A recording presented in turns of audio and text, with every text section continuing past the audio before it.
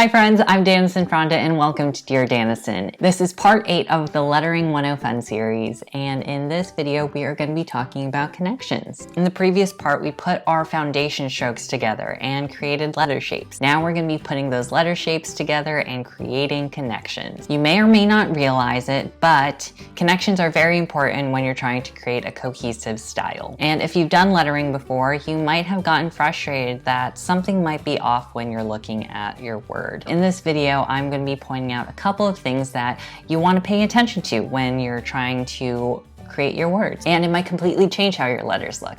And they'll look beautiful, I promise. So let's get started. So here I just have a worksheet and we have the word connect in 3 similar yet different styles. The first thing I'm going to point out is the shape of the exit strokes. And what I mean by the exit strokes, for example, in this title, how you end a letter. All of these that I'm marking red would be considered the exit strokes, and technically the entrance strokes into the next letter. So in this first example and the second one, all the shapes are, for the most part, rounded and they resemble an underturn.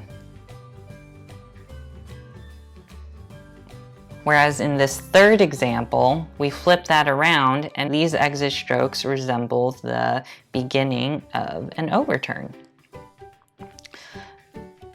Even by changing the direction of the curve can completely change an entire style. The next thing I want to point out are for letters like N. In this first example, when we go into our N, we have a rounded, or what I like to call a smooth transition, whenever we start the next letter. And it's usually for letters like N and M with that stem. Whereas in the second example, I like to call this a hard transition, where when I finish my O, I pick up my pen and immediately start back at the X height. So it doesn't really flow together. And I'm not saying that it's wrong, but just want you to make a note of whether or not your letters generally start with this smooth transition or if you like this hard transition better. And lastly, I want to also mention the space between our connections. If we're looking over here, most of these letters, the exit stroke touches that X height whenever we end a letter. Every time I'm finishing off a letter, I'm bringing it up all the way to the X height. And then starting my letter. Whereas in the second example, I'm only gonna bring my exit stroke somewhere between the baseline and the X height. And I'm going to continue doing that with every letter.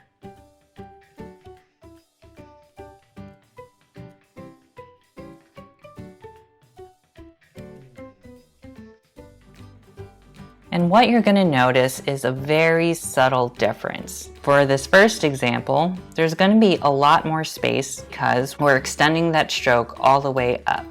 Whereas in the second example, there's less space between the letters, just because we didn't extend the stroke all the way up to the X height. So the first example is going to give more of a feeling that things are tall, where the second example might feel a little bit more congested. So hopefully that made sense, and you can really now analyze your words when you're putting your letter shapes together. My main point though is to keep your connections consistent.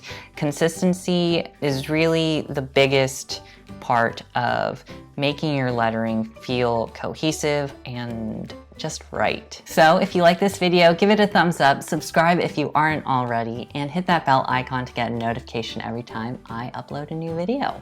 Until next time, keep learning. Bye.